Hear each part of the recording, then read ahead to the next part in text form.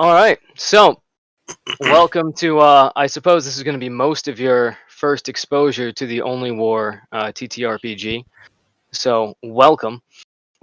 The basic premise of this is that, unlike playing as the Space Marines or any of the sort of overpowered and very heroic sort of adventures that you'd expect from most of the 40k universe, you're playing what is effectively just average humans. Some of you may have a boost up on the average human, but for the most part, it is all a whole bunch of very vulnerable people stuck in a situation that is a bit beyond their depth. Fortunately, there's tens of thousands of them running around on the battlefield, so hopefully the enemy runs out of bullets before you run out of friends. So overall, this campaign is going to be focused predominantly on trench warfare. So there's going to be a little bit of slice of life role playing involved, but for the most part, it's going to be balanced between how your characters not only deal with the actual uh, combat encounters, but how you deal with the after effects of the combat encounters. So it should be pretty well varied and bounced around. For the most part, you guys are going to be from an Imperial world, which has had little actual contact with the Imperium of man at large.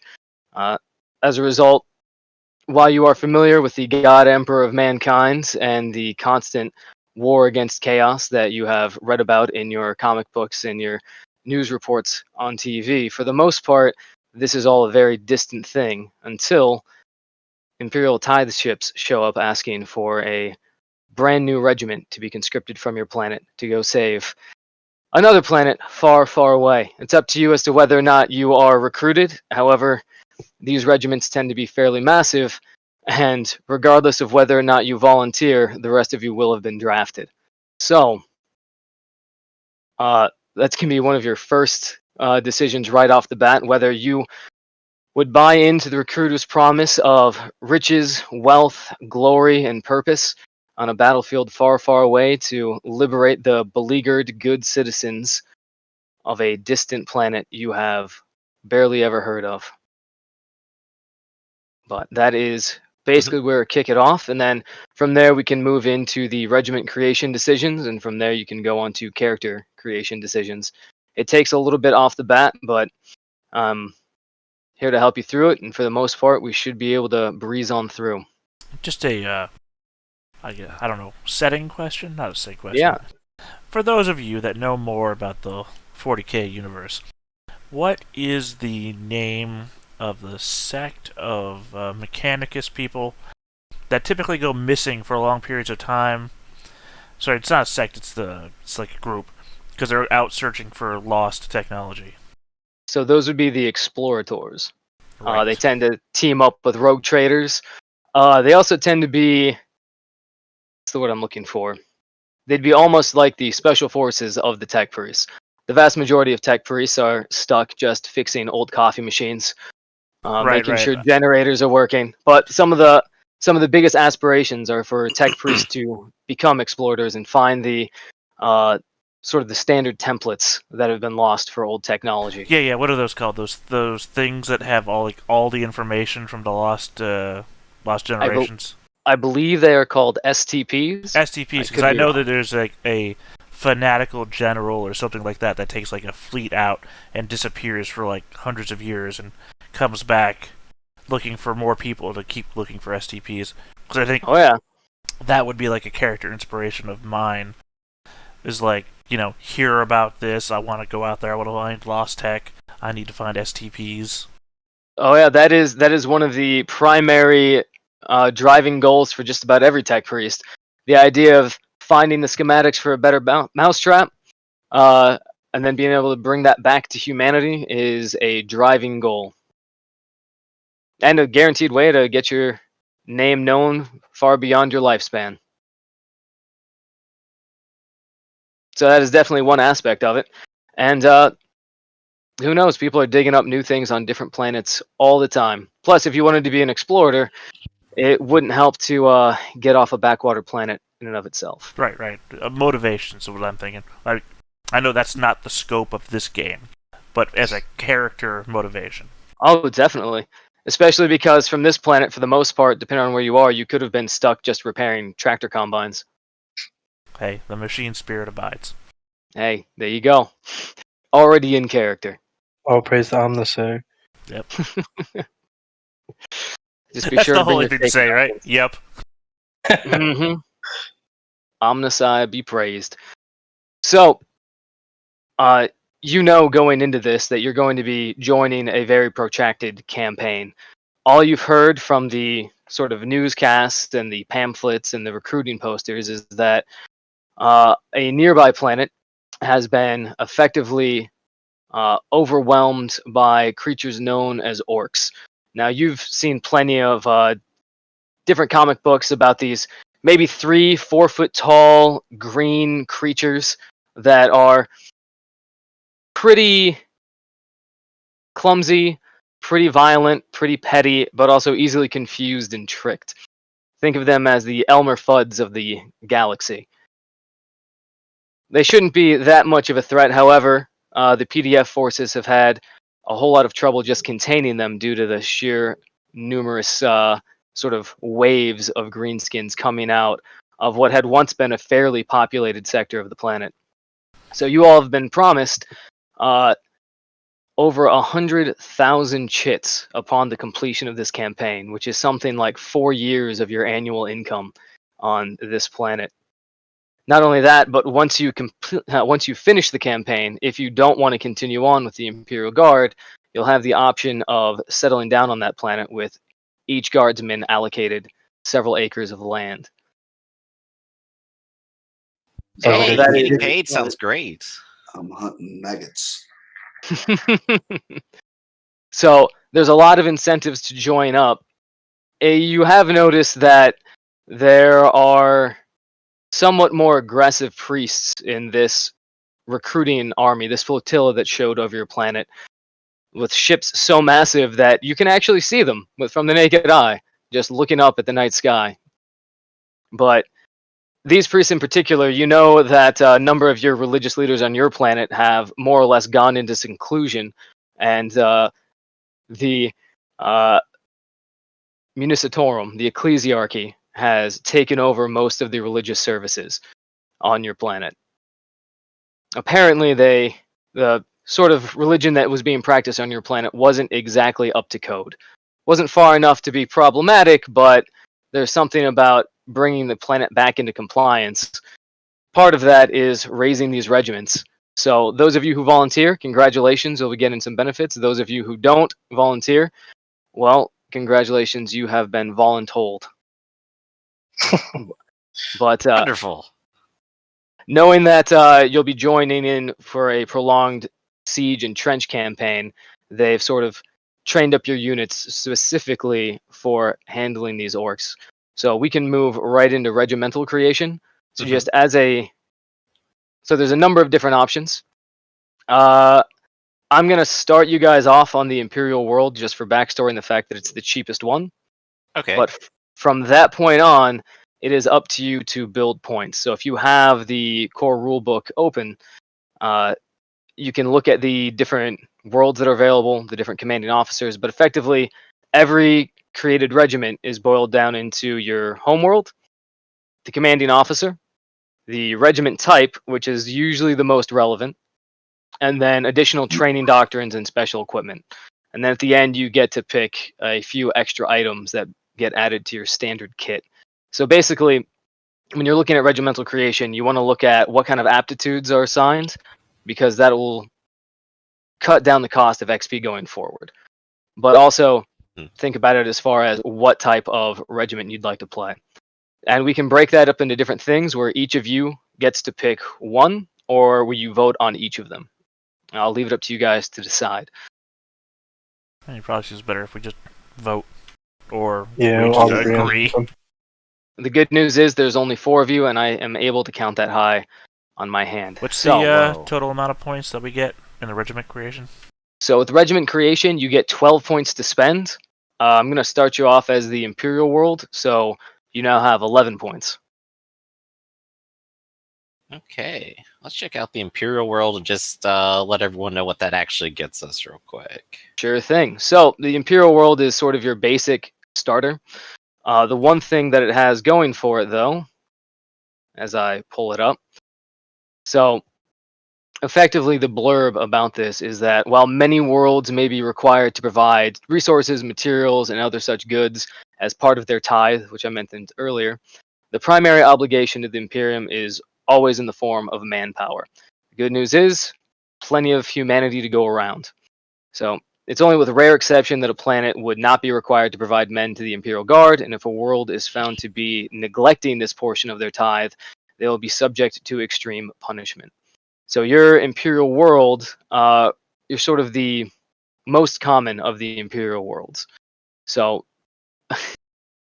characters from Imperial world regiments represent the best, the greatest mass of humanity. Well, basically, you have people to give. That's what you guys do the best. You might be stored into hive cities. You might be spread out across sprawling land masses. But regardless, there is a great many of you, and for the most part, that is how you pay your tithes. So what you get from picking the Imperial world is you get a +3 modifier to willpower, but you also get a +3 to any one other characteristic.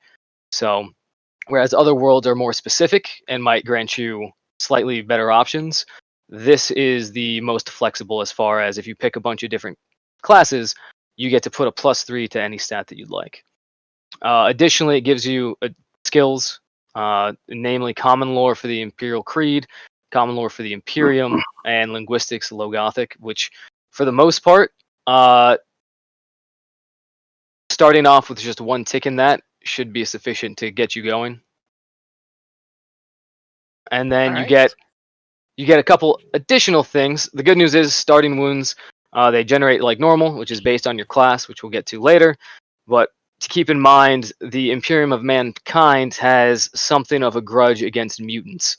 So there's a lot of stories about how chaos, which is sort of a whole long conversation in and of itself, but basically think of hell existing as a tear in space, and chaos can leak out and create mutations in the human genome, which create mutants. So you have been encouraged since the time you were very young to mistrust mutants because they represent sort of the corruption of your reality and the galaxy in general. The good news is, for the most part, Imperials are kept incredibly ignorant of the world around them. So you don't know that much. You don't know what to be afraid of. You don't know what to avoid. But ignorance is bliss, and that also allows you to go about your daily lives without having to worry about impending doom. All right. So we know what they want us to know. We don't know what they don't want us to know, and we're a little bit better off than most people. Hey, sounds pretty good. Is hatred of mutants a mental disorder? It is not a mental disorder. It is effectively it'll show up as a talent. Okay. There's a talent known as hatred, which can be pretty useful if you ever run into them. But effectively, you gain a 10-point bonus to any weapon skill test made against them. So if you run into mutants, you're pretty good at fighting mutants. But the downside is if you're ever forced to retreat from them, well, you can't just run away or surrender. You actually have to pass a willpower test to do that. Right. So strong is your hatred. I was just wondering where to put it on the sheet. That answers that question. Yep. Just write down in talents. And then you should wait to put your willpower and your +3 for the classes, just so you know what sort of skills you're going for and what sort of attributes you need to be high. Well, I'm always a pre-planner. There you go. I already put it down. I mean, I'm already ready to say, hey, here's where I vote we go with the regiment thing. So We'll all be loaded into tanks. It'll be fine. All right, so the next stage is the commanding officers. This is not as straightforward as you would imagine because they have these wonderful descriptors of each commanding officer's sort of personality. But that's basically what you're looking at, just the overall personality of your regimental commander, which conveys different benefits to. I mean, ahead of everyone else, I'm just going to say I vote Krieg. Krieg. So Krieg is a pre-made regiment, which you can definitely pick. So you can just roll right into that as your regiment choice. For the most part, you can create a Krieg-like regiment just by picking siege infantry. What kind of commanding officer does the Krieg have? That is an excellent question. Let me pull that up real quick. Oh, Death Corps of Krieg. Oh yeah, these guys. Oh yeah, so for the most part, throughout the Imperium, human life isn't particularly highly valued, mainly because there's just so many humans spread out across the galaxy. The Krieg take it to a whole other level of not really caring about humanity. There's a lot of rumors that one of the reasons they don't care about their people is because they're just cloning them to meet Imperial tithes. Some people just think that the harsh nature of their planet makes it natural for them to not value life since death is so common. Let me see if I can find out where the Krieg Regiment is included in all of this. I read somewhere that they all wear the gas masks because they don't want people to know how young the soldiers are. I mean, that's part of the regiment rules, too.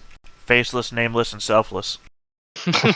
Krieg corpsmen are taught to regard themselves without identity, hidden behind gas masks, stripped of even their names.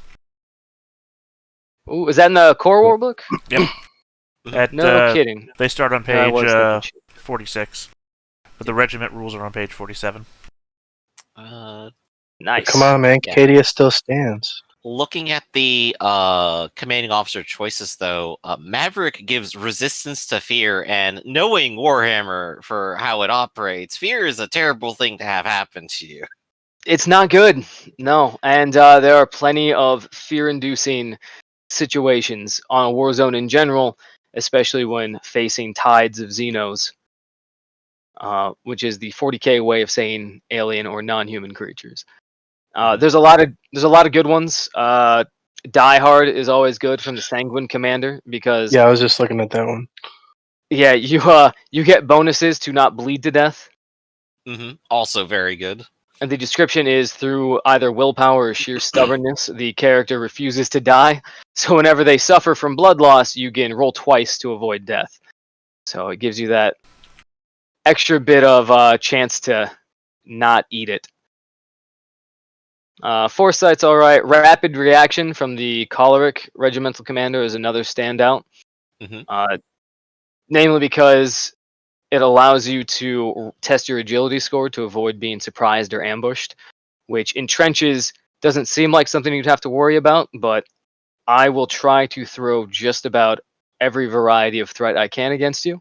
Just as a heads up, it is a ever-evolving theater of conflict, so don't think that a skill won't be used or that a check won't be utilized. I mean, also in regards to your fear comment, Griff. The faceless, nameless, and selfless thing also says when required to make a fear or pinning test, ignore all penalties applied to the test and simply treat it as a challenging willpower test. So, which is +0, which means just a flat roll. So, I mean, even they are somewhat fearless in that they have no regard to their lives. Yep, the Krieg are fantastic and basically the epitome of what people would think of when they think of the Imperial Guard. Any chance to die for the glory of the Empire and for the benefit of the God Emperor of mankind, that's a Krieger. They do have a very specific mindset, so if you guys want to pick up a Krieg regiment, by all means, we can definitely roll with that. I guess now would be the time to vote before we go too much further. Do we want to just do Krieg, or do we want to go through and pick special things? Well, you guys haven't proffered any other suggestions yet. I'm just throwing out my ideas. I made my and suggestion of them. like, hey, Maverick's pretty cool. Rapid reaction would also be very neat. Well, that's one for Krieg and one for Maverick. We got 2 more votes. Well, so I'm down for whatever. So I should point out, Krieg is not a commander. Krieg is just an entire regiment. Yeah. So everything that you guys are about to choose is all rolled up in the Krieg. So if you guys like the Krieg, you can just pick the Krieg and go along with it. If you guys would like to create your own thing, you can create your own thing. So like Maverick is just a commander type, so it would give you some of the bonuses. And for the most part, the custom regiments will turn out just as good as the pre-made regiments. So there's really that's the real question. there's really no Do we want benefit to to it. make our own regiment? Or? Yep, it's up to you guys. The Okay. only reason why I wouldn't say to do that is that we've been voting on every single thing versus one vote for Yeah, that one is true. pre-made thing. Very true. Arkloid, do you have an opinion?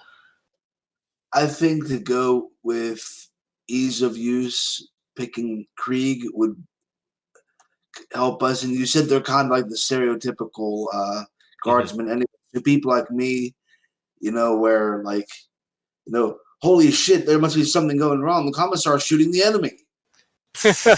You know, if going into that in mind, yeah, I think I'm gonna have some fun with this. So yeah, let's go Okay. for Krieg. I mean, Cadia is pretty iconic too. So, but yeah, Krieg is straight. All right, I guess let's be Kriegers then. Alrighty then, that simplifies a few things. So in that case, the good news with the Krieger is that they get some pretty hefty toughness bonuses and some willpower bonuses. The only thing that is really a negative for them is their intelligence. So on your character sheet, before we go to adding the modifiers, add toughness and willpower to your aptitudes. Let me go to my sheet. Aptitudes so- are... There we go. There we go. And I'll be spying on your sheet, Arkloid, so if things move, it's a ghost. It's not me, I swear. Okay. You But yeah. the spy machine in case I get things wrong. So what am I doing? So on your sheet, if you go to the character sheet section, you'll see that there's all the characteristics listed. And then underneath that, you have experience and fate points, insanity, corruption, mental disorders, malignancies. And as you scroll down, you'll run into a section called aptitudes. And in aptitudes, you'll be able to type toughness and willpower.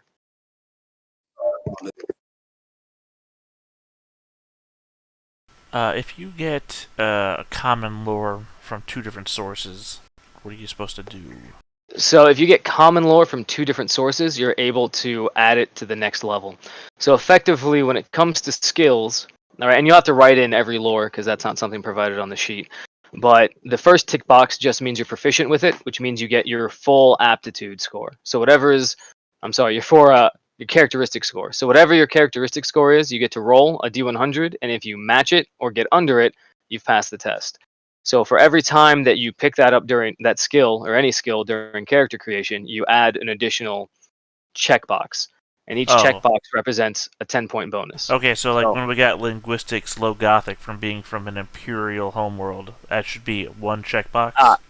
So now that we're picking the Krieg regiment, you can just forget all about the Imperial world because the stats for the so the stats for the Krieger are all rolled into it. Got it then. Got it.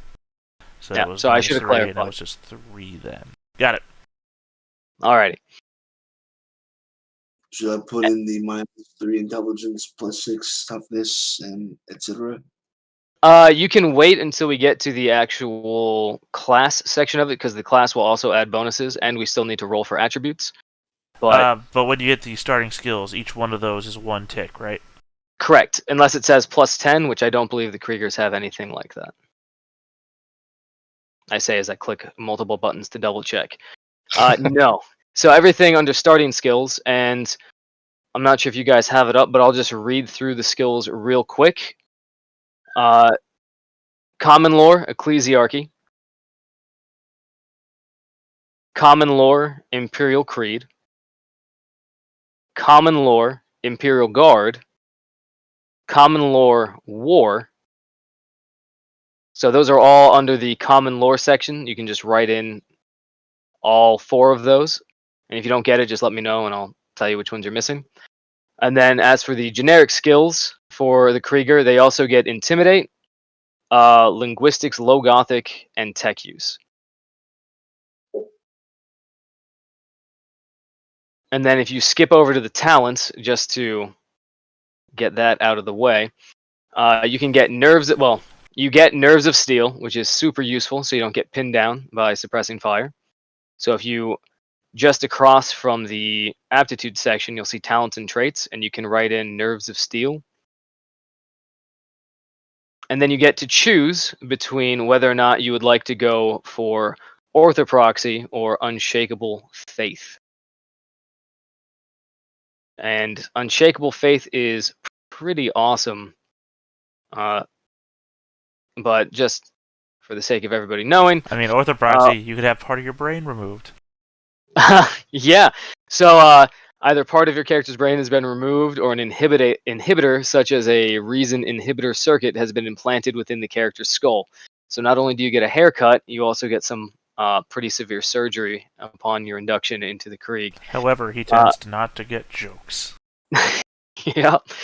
So basically, think of was it Drac from Guardians of the Galaxy? Sarcasm is lost.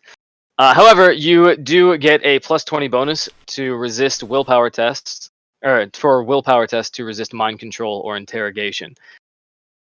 So that's nice. And I should clarify, that's interrogation from enemies. Somebody that has access to your inhibitor chip will likely not have to worry about that.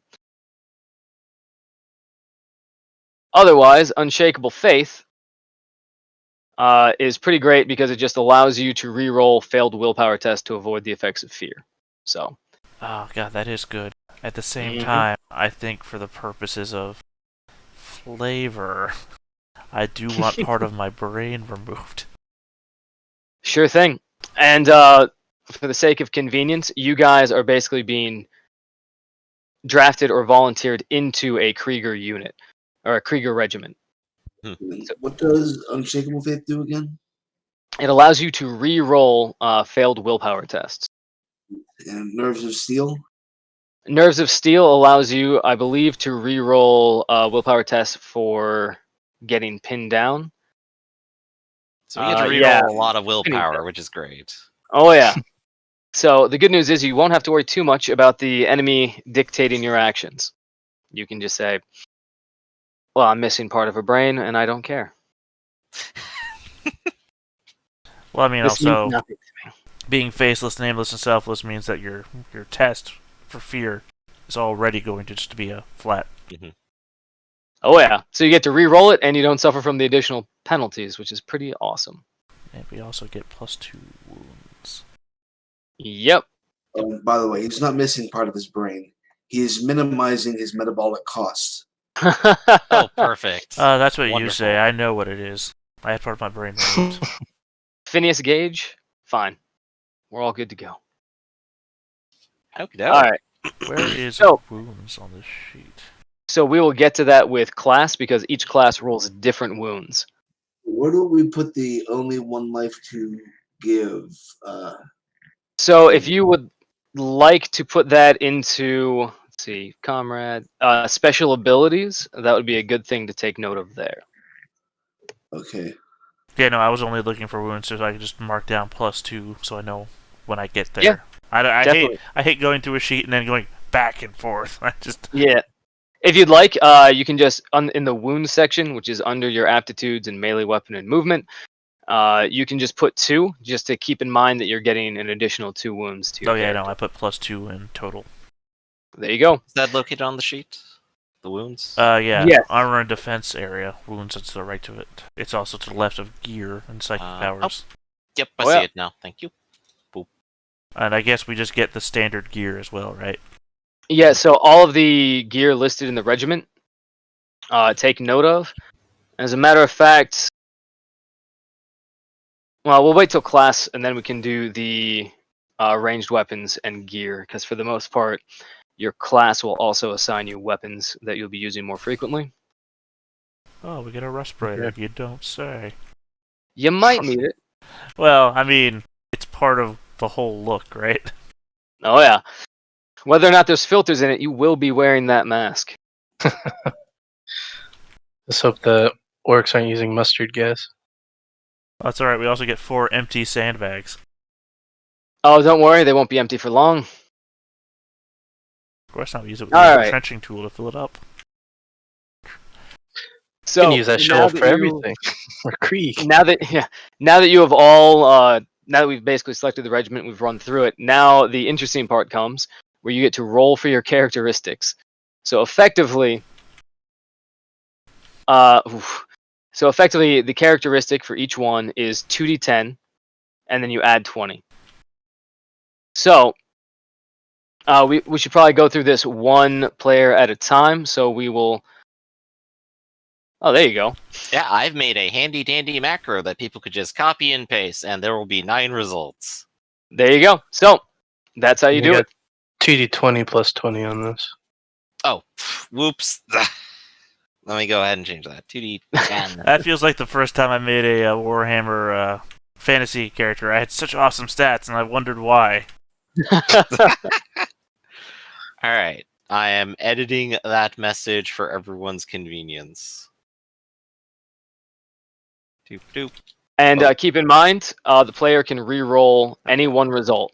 So. Oh, nice. I know you could Yep. do that in Death Watch, but not in this. So, Yep. So additionally, for the most part,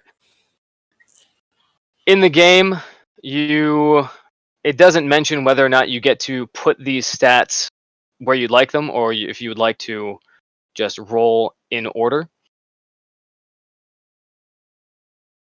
Did it not? So yeah, I thought it did say it was in order. Alright, well, you want us to do this one at a time, right? So, who's going first? correct. I mean, I guess I made macro. Let's see if it breaks. Boop. Yeah. There we so go. So it says characters are generated one at a time. For each characteristic, roll 2d10, add the resulting numbers together, then add 20. The player must follow this procedure once for each of the characteristics until he has the results for all 9, then fill them in on his character sheet. So depending on how you read that, you either rolled in order or you rolled and then place it where you would like. I choose to read that. You roll your characteristics and then put them where you like. Okay. So Okay. that way, if you have a character in mind, if you roll terribly for their core stat, it doesn't force you to pick a completely different character. Okay. Well, I got these, and obviously ballistics, pretty good to have around all the time. Oh yeah. So let's go ahead and put that 38 into ballistics. I believe you said there's also one reroll. That is correct. So pick whatever you'd like to reroll, and then you reroll that one stat. Hey, look, that 25 is really low. Let me reroll that. It's a 32. That's a lot better. That is significantly better. Okay. So feel free to put those in. I'll allow you to swap the characteristics throughout this entire process up until we actually get to the finish line. Once we start play, everything's in cement. But if you are looking at it and you decide, actually, I'd much rather have a terrible strength score and a big old brain, you're more than welcome to do that. Yup. Oh, nice rolls. Well done.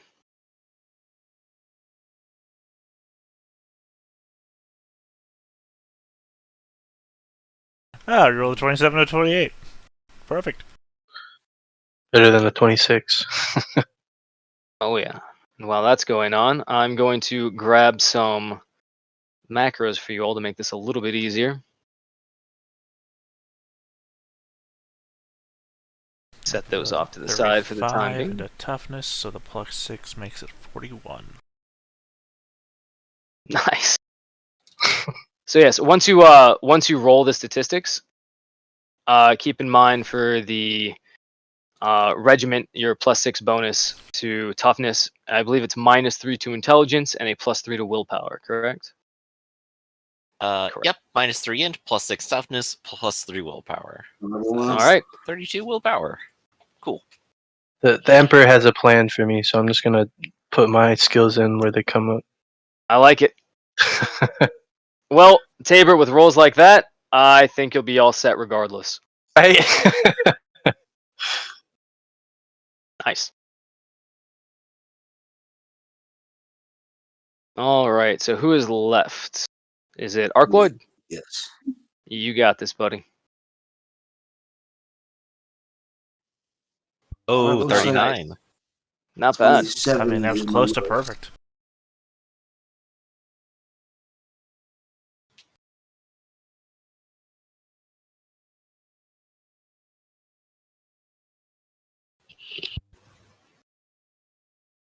I like that reroll.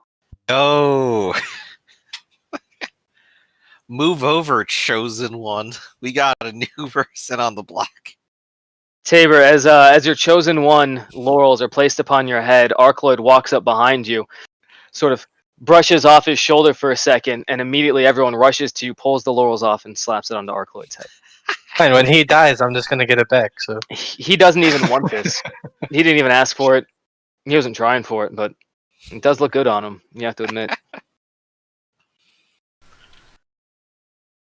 Still not unhappy with what I have here. I got 2 38s and a 36 after doing addition. So Oh yeah, you feels guys have actually all rolled substantially better than I have ever rolled during character creation. So well done all around. And once you guys have added that in, let's see. So yeah, roll. All right. So after that, roll 1d10 to determine your fate.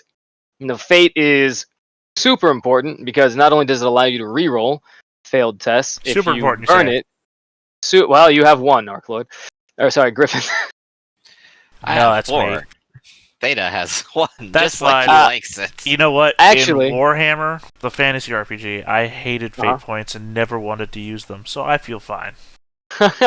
Well, so effectively, unless you roll an 8 or higher, you're all going to have one fate regardless. I've been tricked. Yeah. So I hate this being is able your... to get out of the results of my rolls. I want to be punished for what I do. Well, this game will definitely be able to do that, but more importantly, what fate allows you to do is not die. So effectively, in the event that your character's wounds are all gone and you suffer critical damage, you are able to burn fate in order to prevent that critical damage from happening. It takes you out of the fight, so hopefully you guys win the fight, otherwise you might survive only to find yourself on a cooking spit for the orcs. Who knows? But it basically allows you to carry on when you shouldn't. So, super useful. Try not to use it immediately. is this where like you can add it for like a degree of success and stuff too, or? So for the reroll, so if you use a fate to reroll a failed score, you'll reroll it with a +10. Okay. Man, I will die having not used that fate point. I will tell you that right now. You know what? Props to you. We'll definitely get you a posthumous ribbon. Yes, my gravestone will look like every other gravestone. I will be dead and forgotten. You expect to get a gravestone? Well, no, not really. I'm a member of the Krieg. I expect to be cloned. Not proven. No, it's never been proven. And if you guys see any interruption, it is because there is a golden retriever demanding that he participate in the game. I'll have him roll up a character. He's actually already has a character in here. He's your commanding officer. Oh, wonderful. Glad to have you aboard. Alrighty. We can get into... Alright, so just so you all know, now that you have rolled your fate points, spending one fate point allows you to do the following. You can re-roll a failed test once. That's it. Just one. No matter how many fate points you have, you can re-roll it once. If you use it ahead of time, you can gain a +10 bonus to a test. You can add a degree of success to a test, like you were saying. And that can be done after the dice are rolled, which is pretty good if you fire full auto or semi-automatic. You can use it to count as having rolled 10 for initiative. For initiative, you roll 10 plus your agility modifier and any other modifiers. And then you can also use it to instantly remove 1d5 damage. Not critical, just regular old damage. You can also remove all levels of fatigue and instantly recover from being stunned. Burning it is, as I said before, how you don't die when really you should have died. Alright, so now that that's all out of the way, characters.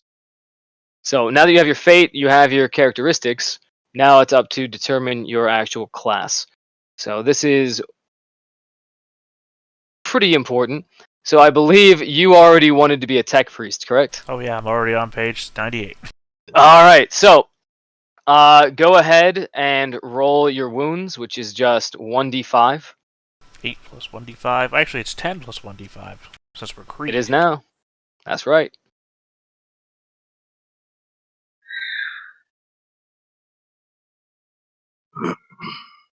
So 12. That's not bad. All right, so you have 12 wounds. Be sure to add your characteristic bonus of +5 intelligence and add all of your aptitudes I do have a into the aptitude question section. about Yeah, the go right sheet, ahead. actually. All How right, do let's I do it. add more common lore? I don't see a plus button anywhere. So there isn't. Just add it as a So scholastic skill? yeah, Or? just add it right in as Scholastic. Got it. There you go. Yeah, the Kriegers are surprisingly the most well-read and educated of the Imperial Guard. All right. Do you need any more assistance with your character, or I you good to won't go? know until I get there. Fair enough. If Right. you have any questions, just shout. Meanwhile, so we have one tech priest. Does anybody else have any idea what type of class or what type of character in general they would like to play? If you'd like, you can start with your general character concept, and we can go from there to figure out what class would best suit you. Well, if we're going to be having, I was thinking either sergeant or stormtrooper.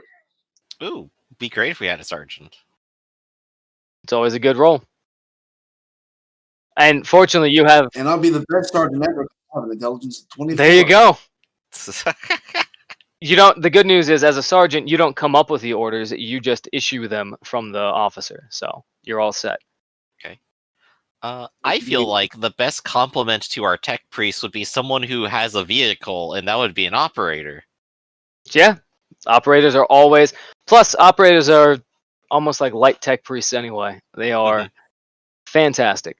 Good thing I've I always too am the peak of intelligence. Let's see. Is a weapon specialist basically just like It's your average shooter. So if you were to think of like modern terms, that would be your rifleman. okay? Because I was thinking of either heavy weapon or heavy gunner or the other one. Yeah, those are all great choices. So heavy gunners tend to focus on throwing a lot of lead down range. Weapon specialists are more about, well, just adapting to whatever comes their way. If they need to pick out an individual or shift hit to crowd control, they can do it. It's actually focused more on their main ability is their ability to just automatically switch weapons thanks to their comrade.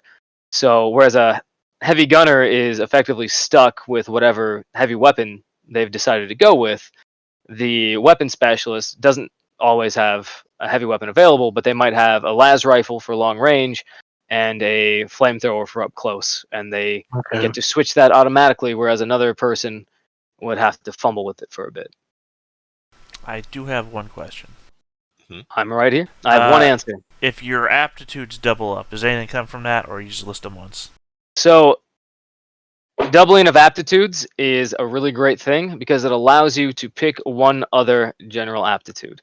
So you can't get things like finesse or knowledge, but you can get toughness, strength, ballistic skill, any of the main characteristics that you had rolled. Well, like I have toughness, like I already have aptitude, toughness, and willpower, Mm-hmm. and tech priest, engineer also gets toughness and willpower. Yep, so you get to pick 2 additional aptitudes, which All is fantastic. So I'll just put a Alright. plus on those for later when I can go through that. Yep. So the Emperor wants me to be a heavy gunner, so that's what I'm going with. All right, he has spoken to you. You had a dream. A giant 2-headed eagle on your shoulder, a giant machine gun in your hands. And in Alright. reality, I just flipped a coin. I mean, tomato, tomato. I mean, what is So, a dream other than a coin flip? All right. So we have an operator. We have a tech priest engineer. We have a, you said heavy weapon specialist? Or a heavy? And we have a sergeant, right? Perfect.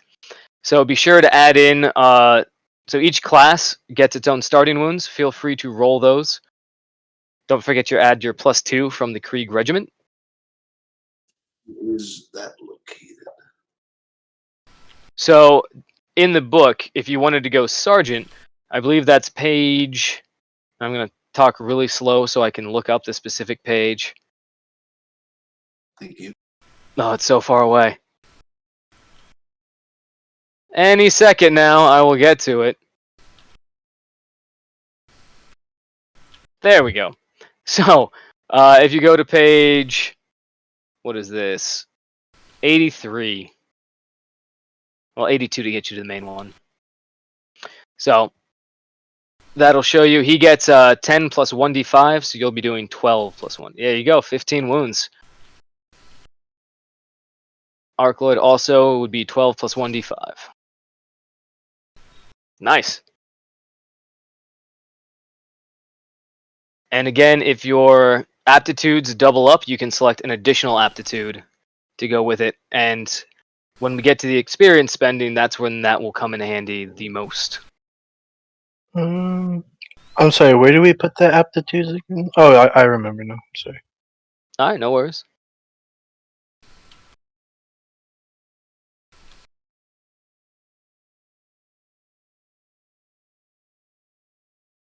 I'm doing something here, bud. Yeah? Okay. I'll be right back. Hey, I've reconnected. Welcome back. Didn't know you were gone. I'm so busy putting down equipment. Yeah. I'm just leaving my equipment on a notepad for later, and I'm gonna sort it out when I can. Oh, I've got the time since I've done most everything else other than looking up alternate aptitudes. I will roll my wounds, so I'm going to mark that down. I do have to figure out if I want a utility or a ballistic mechadendrite. It's gonna be ballistic. It's gotta be ballistic. I don't know what being able to shoot as a reaction means, but it sounds good. So basically, rather than spend your reaction on something stupid like dodging out of the way of incoming fire, you decide that you'd rather just murder people harder. Well, seeing as I'm not trained in dodge, and I have a weapon skill, it seems like fighting back is the reaction to take. There you go. Mm-hmm. So, let's see.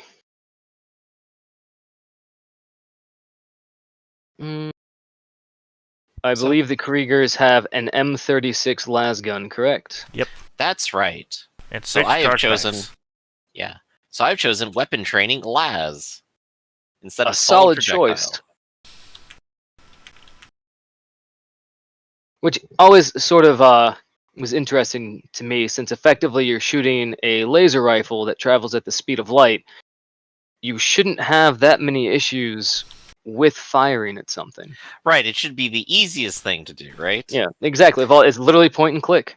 I guess the fun question here would be, hey, if I get into a vehicle and the vehicle has a weapon, do I need a proficiency in the weapon it uses, or is that just rolling operation? So that is actually just your operate skill. Wonderful. I don't have to worry about it. That makes me happy. Well, actually, let me rephrase that.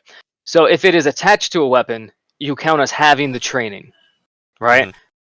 If you have the operate surface. I believe operators have a special ability which allows them to shoot using their ballistic skill. So even while they're driving, they effectively have a comrade that is manning the weapon. So you get to use that to shoot as though it was something you were already trained with. All right. Sounds wonderful. Yeah. And I'm having a problem with aptitudes. Yeah, no worries, man. Let's go through it. What's your Yeah. question? Well, the death core starts with toughness and willpower, Uh-huh. and then I get defense, fellowship, leadership, perception, strength, another toughness, and weapon skill. And I don't Yeah. even have enough room for all of those. So one thing I do for that is just aptitudes really have additional space. So I'm actually in your sheet right now. So just toughness, you have toughness twice, right? So until you find out what you'd like to add, you can also just double up on these aptitudes by putting a little slash mark. So just so long as you are aware of what aptitudes you have, that's all that matters. Okay, so I don't have to put them more in the space. What do these aptitudes do? So the aptitudes are what determine the XP cost. So in handouts, all the way at the bottom, there's something called an XP chart, which you can pull up. And if you click on it, so each skill, characteristic advance, talent advance, they are all based on your aptitudes. So for example, if you wanted to purchase dodge as a skill, you would need to have agility and defense, right? Otherwise, you'd be paying a substantial XP cost. So for example, your skill advance. If you have both agility and defense, it'll only cost you 100 XP to buy the first rank of dodge. If you have one of those, it'll cost you 200 XP, and if you have none of it, it'll cost you 300 XP.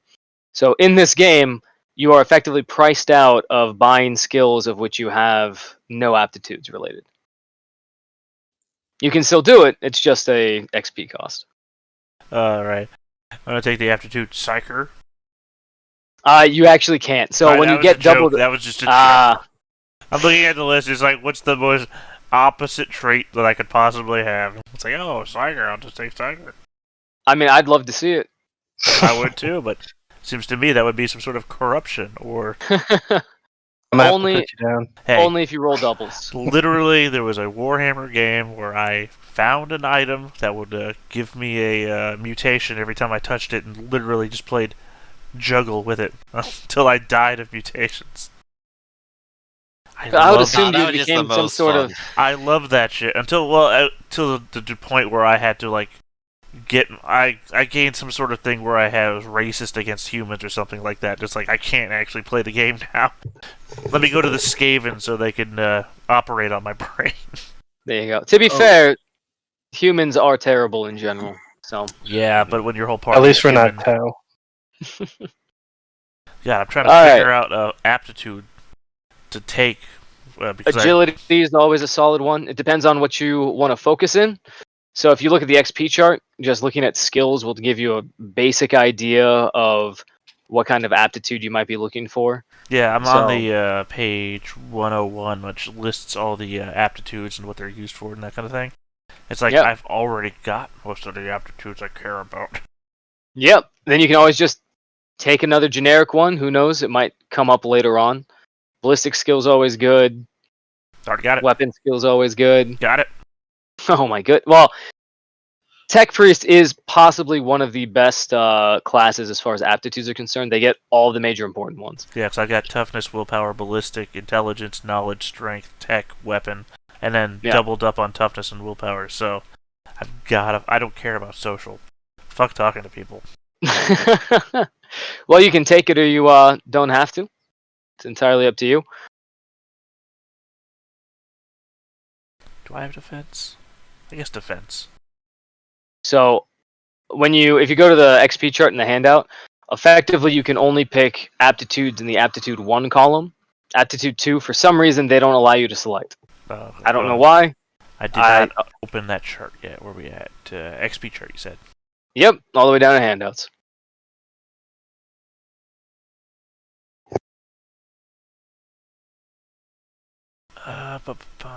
Tier 1. Characteristic aptitude 1. Oh, okay. So, not defense then.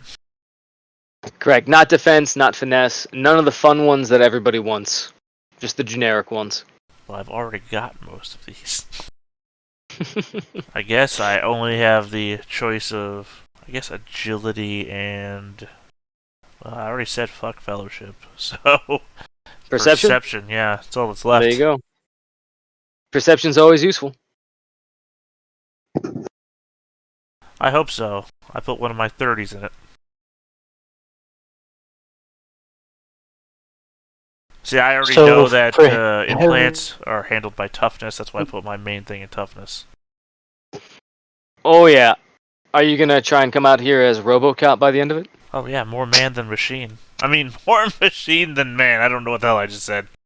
Right, no. So that makes sense though. Right now you're more man than machine, but that's not where you'll end up. Yeah. You actually have an entire chart, whereas most people have pinup girls or pinup boys in their lockers. You just have a schematic chart.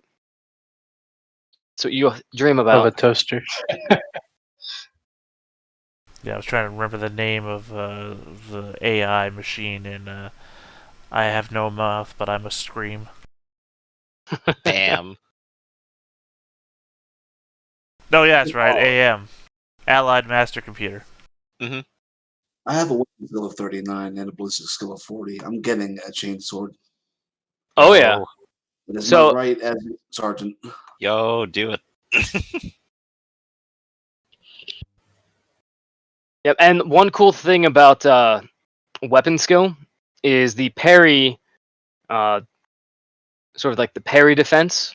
the parry skill is actually pretty decent if you get balanced weapons, which I believe chainswords are. If not, you might have to go to a higher quality to get it. But effectively, you can, unlike dodge, which is just you have to have cover to dodge appropriate to get bonuses to dodge. Parrying, if someone comes in you with a melee attack and you have a defensive weapon, you can parry with a plus 15 to your roll, which is always super useful. Oh, So, nice. yep. Well, The only thing more useful is to be 100 meters away with a rifle. Are the rest of you guardsmen, or did any of you pick specialist? I believe I'm guardsman, I believe. Yeah, everyone's guardsman except for the tech priest. Right, so that means you get 600 starting experience, and I got the 300. Yeah, that's right. Yep. But you get all the cool aptitudes. Oh so. yeah, I'll get the mechadendrite. Yeah, that's right. You get to shoot. You're worth 2 people. Well, Also- I'm Doc Ock. Also, something to keep in mind. Technically, everyone who's a guardsman, you have a comrade. So just an additional person attached to you that allows you to do better things.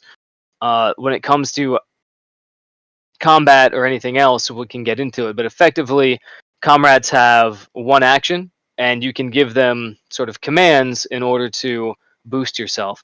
So they can lay down volley fire when you're shooting at something to make it more likely that you'll hit. They can help protect you. They can play dead. And depending on how you spend your experience, you can actually upgrade your comrade as well. The downside is anyone who's shooting at you, if they roll doubles, like a 66, a 55, a 44, it doesn't hit you, it does hit your comrade. And unlike you, they don't have health, they just have 2 hits before they're gone. Wonderful. Barring things like artillery strikes or getting caught in a thresher. In that case, I'm going to spend 250 experience outright to just say, hey, my comrade's my gunner. There you go. Do I start with a servitor? You do not. I believe you can buy a servitor with XP, however. I think they're considered a veteran comrade in the, was that Shield of the Empire? I don't know, I thought I read it somewhere. If you can find it, then yes. I I haven't one run across it quick yet. question. Yeah, hit me up. So for the specialist equipment for heavy gunner, it says missile launcher, heavy stubber, or regimental favored weapon, and for the Krieg, it's a heavy bolter. Can I have the heavy bolter? Or? That is the regimental favorite, is it not? Hell yeah, okay. Just wanted to make sure. Yeah, I appreciate you asking, but yeah, I'm not gonna try and kick you in the shins just yet. What I was looking at was page 99, Comrade Advances. After years of training with the Adeptus Mechanicus and countless bionic surgeries and replacements, the Tech Priest Engine Seer no longer fits in with the rest of humanity. Instead of being paired with a comrade, the Engine Seer is accompanied by a servitor that works with him on the battlefield. Hold on a second. We have... Let's see, Hammer the Shield of Humanity, Servitor Comrades.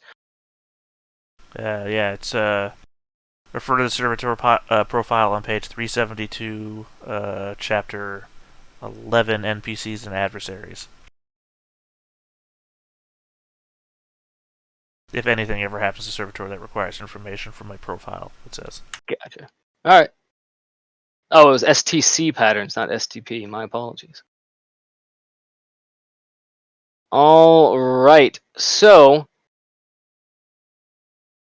there's also an additional sort of like when they came out with the Shield of Humanity, they came out with the Servitor Comrades. What page is that in the core rulebook that you were looking at? Well, the thing that says that I get a servitor as a thing is on page 99. The servitor profile, it says, is on page 372. Page 99.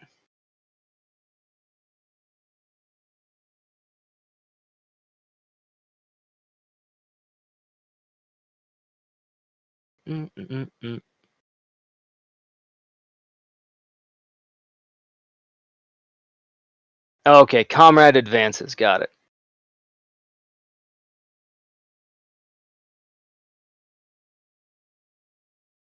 I mean, does the Mechanicus and Comrade Advances thing cost me anything, or is that just something I start with?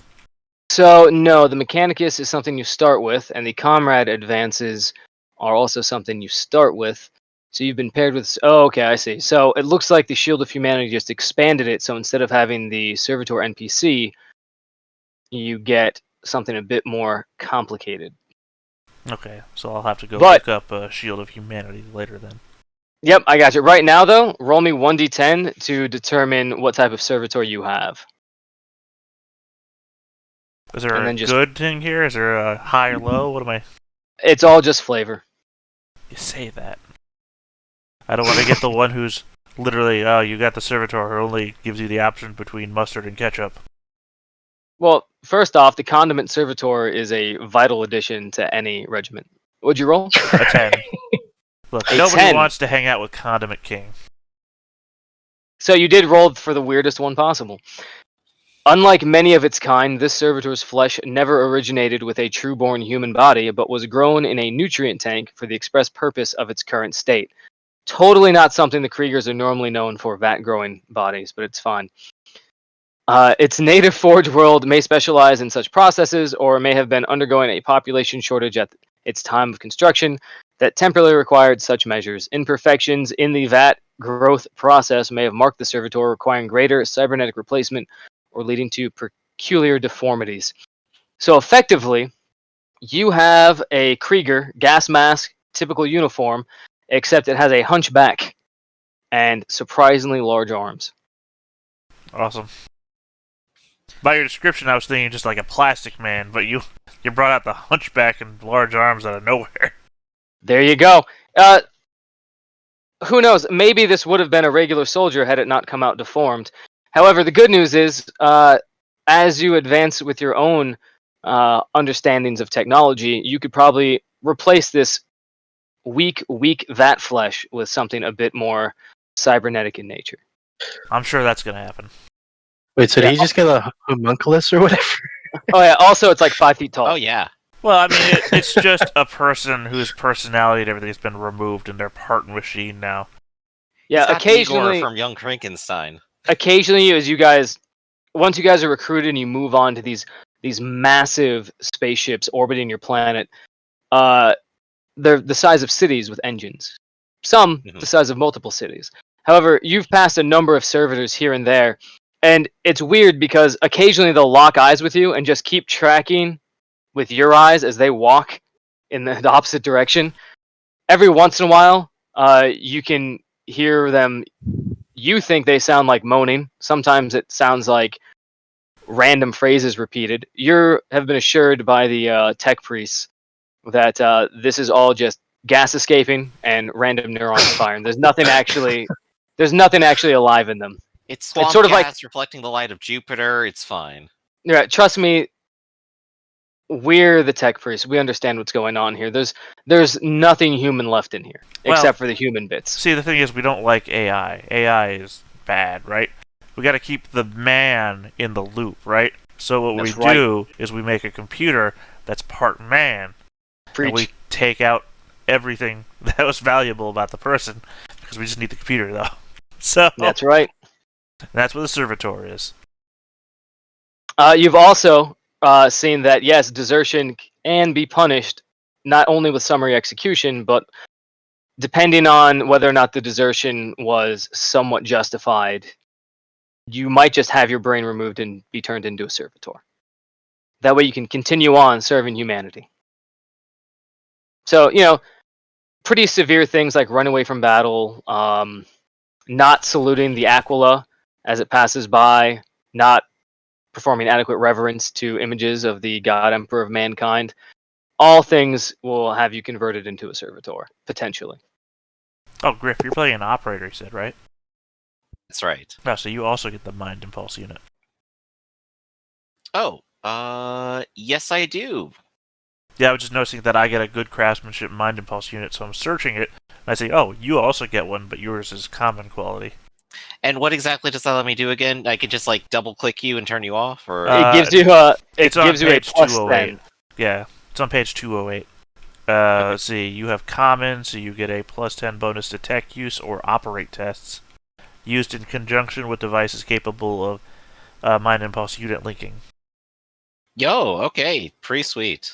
I am imagining that good quality gets what common quality gets plus, right? Hmm. Our gear is listed in the section with the unit. Say that again. Our regiment is where I find the gear we have to choose That's from. correct. That's right. So, yeah. So, if you guys want, we can go through the gear right now. Is everybody mostly set up with their character classes as far as what they want to do for adding the characteristic bonuses, making sure that you have the right talents? All right. Oh, Yep, I've cool. got the very long process of I have 2 additional good craftsmanship cybernetics of his choice, which means I have a long ass list of cybernetics to now research. Yes, you do. And not all of them are particularly clear as to what they do. Some of them are dependent on others to get working, but Oh yeah, no, like the lumen stuff. Like you have to pack lumen stuff together to get it working. oh yeah, it's still pretty cool. But Oh yeah, of course. then there's other ones like that grown muscle, where if you just want to be stronger for no good reason, Or the baleful eye if you want to be Superman. there you go. It's like remove all your weapons. It's literally impossible. Yeah, just look me in the eye for a second. All right, so let's see here. Kriegers, always so popular. Plus, you get some cool uniforms. All right, so everybody ready for your equipment breakdown? Sure. I already got it here, and I'm looking at it.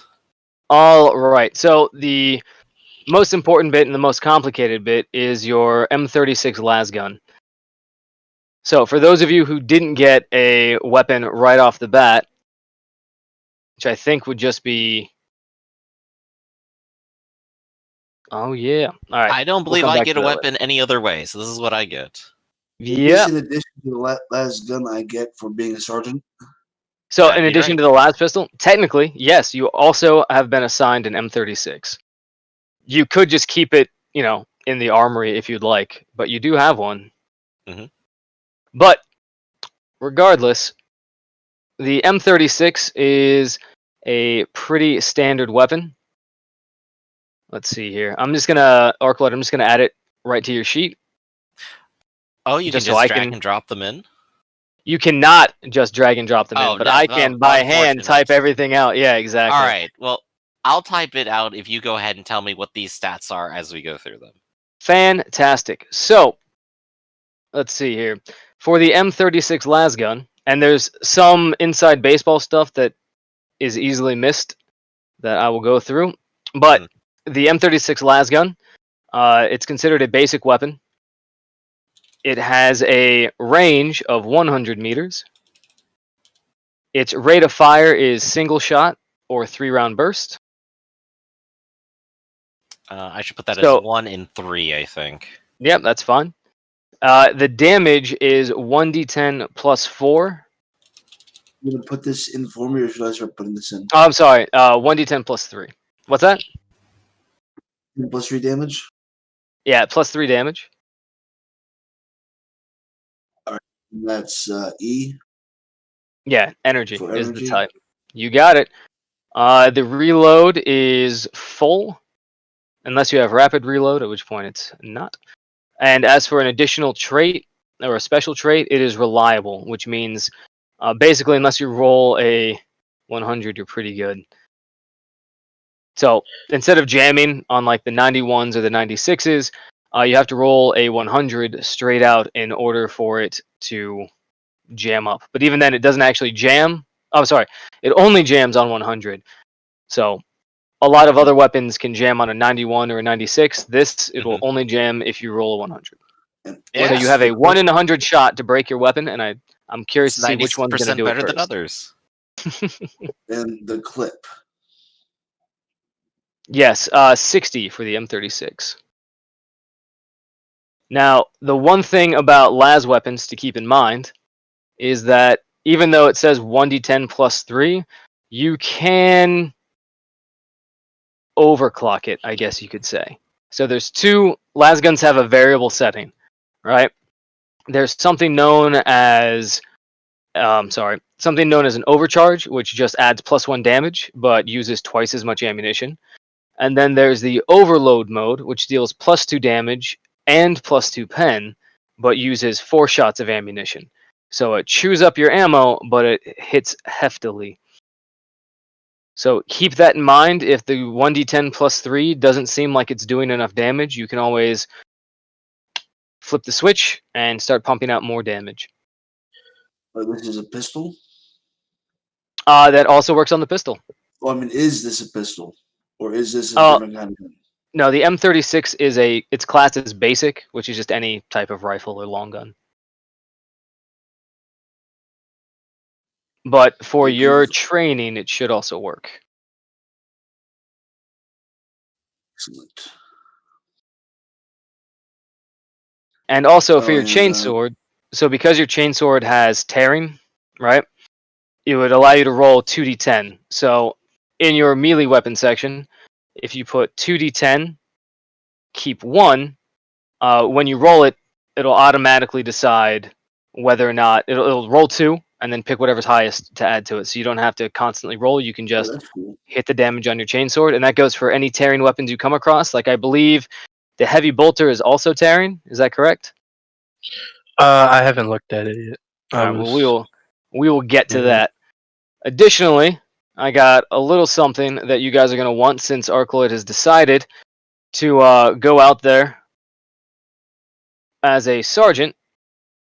If you add this, I'm gonna drop it into the chat.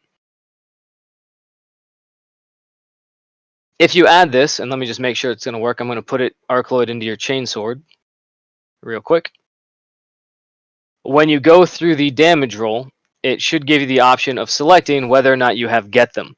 Get Them is one of the sergeant's bread and butter abilities, which adds 4 damage to anything that you have. So yeah, just like that. If Get Them is in effect, it'll add that extra 4 damage. And that way you don't have to always just say +4, you can just add it on to anything.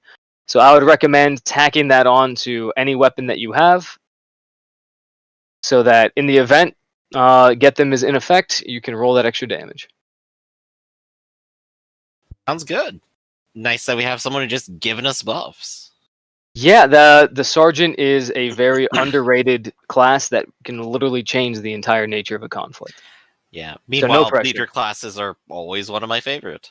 You know, going down this list, cerebral implant seems like the no-brainer of the list. I see what you did there. You know, I wasn't even trying. I was literally just thinking it's so good, it's a no-brainer. Well, it gives you unnatural intelligence 2, which is basically like adding 2 to your modifier. Oh, yeah. Plus 20 bonus to your logic and lore. You get to be a walking calculator. Pretty awesome. Let's see. Look at my childhood memories, and now I'm a computer brain, man. I didn't need my childhood. It wasn't great. Let's see here. All right, so you're a heavy bolter. Tabor, are you ready to get that statted out into your character sheet? Yeah, I was just looking at what I can spend my XP on still. Haven't picked that up. Sure. Let's go through the heavy bolter stat. Actually, if you want, I can just do Alright. that while you look at your XP.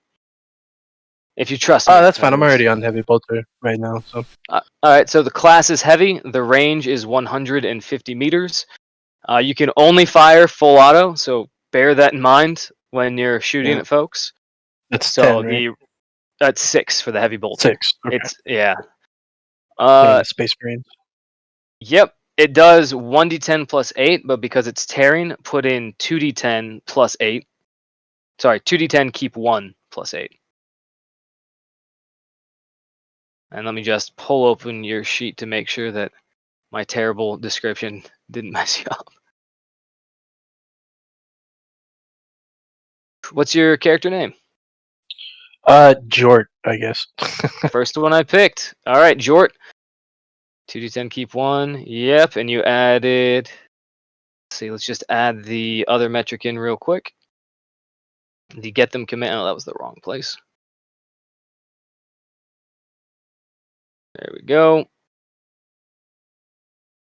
All right, so that is statted out. Awesome. See, it only had tearing. It has a clip of 60. It has a pen of 5. Nice. And it only takes one full round to reload it.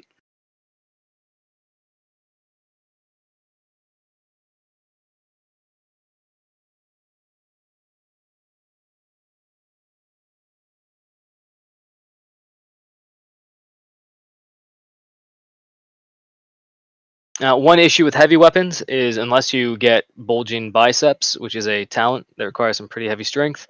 You got a brace, right? Yep, you got to brace it. I mean, you don't have to. It's just makes it harder to hit things. What's the average armor of most armor people wear? So the Krieger. I mean, most people don't wear armor, but Well, I mean, most people you would see in a fight, let's say. it depends entirely on them. But for most Imperial Guard, it comes out to be 4. Okay. Sorry, I'm just looking at the what was the name? Subskin armor, which gives you a +2 armor value for all your locations. I'm like, is that worth it? Yeah, that's like generic flak armor would be around a 2. Yeah, but it's just a bonus to all the locations, so it adds on to what you're wearing. I just thinking if it's worth it or not. Oh, it's definitely worth it. It is one of the best cybernetic upgrades you can get. I like that you say that, but the book says it's pretty mundane. It's like the book is trying to sell me against it. Yeah, I don't doubt it. As a general rule, anything to increase your armor points is huge. Cool, I'll take a bionic heart. Super. Also, yeah. What does that do? It gives you torso, the right? sprint talent, I think, and it gives you a +1 armor to the location. Sprint is also super important, particularly in this campaign. Yeah, there's so many options. That's my problem is I'm drowning in a sea of awesome. Yeah. See, this is why the Imperial worlds emphasize obliviousness and ignorance. Just that way you can you don't have to worry about all these choices. Look at the poor tech priest, even with a cybernetic brain. There's just too many options. Well, I mean, at least I can mark off most of these mechadendrites since they require the talent to use them, and all I have is weapon and utility. Wait, are these utility? Do they count as utility? If you have a utility mechadendrite, yes. Well, my confusion there is that there's a specific utility mechadendrite, but does like optical mechadendrite count as a utility mechadendrite? It does. Yes. Okay, well then now they're back on the table. Great. Yeah, tech priests are an entire game unto themselves. They have so many options, so much variability, and so many extra rules. Like, how many mechadendrites can you have? How many 4. cybernetic upgrades can you have? 4. Yep. It's all based on your toughness At bonus. the moment, until I figure out how to get that toughness higher. There you go. Also, there are some talents which I believe modify that. So quick question. So Yes. on our regiment, we get flak armor. Is this just Imperial Guard flak armor? It is Imperial Guard flak armor. All right. So all locations 4 AP. Very nice. There you go. Huh. It's an uneditable field on mine. 4 armor? Yeah. It already says 4. Oh, that's for your toughness yeah, it's bonus. my toughness. So you click right above it to add the armor. Got it. Yep. So there you go. technically I'm at 8 for all locations. Oh, yeah. Oh man, Which I could get that really subskin and have 10 for all locations. Yes, you can. Starting right off the bat, you could be just slightly less durable than a light tank. I mean, I do typically go for that in games that I play. It's very useful. Oh yeah.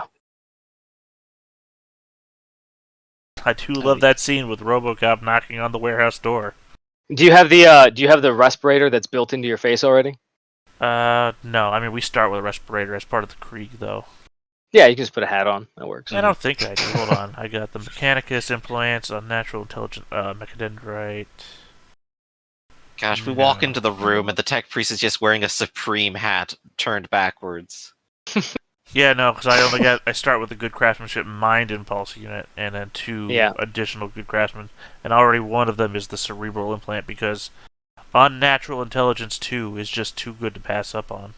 Mm-hmm. Because that means that I have effectively a 5 for my intelligence. Yep. So whenever you want to recall something, it's pretty fantastic, especially because I believe unnatural characteristics, when it comes to tests, they would just add degrees of success. Right. That's what I'm saying. Since I have a 36 intelligence, and Yeah. Now, it adds 2 to that degrees of success. right. But you still have to pass it with your regular 36. Eh. I mean, it also gives me a plus 20 to logic and lore, so I'll know more. And it's more important to me that my character knows the setting, because my character lives in the setting.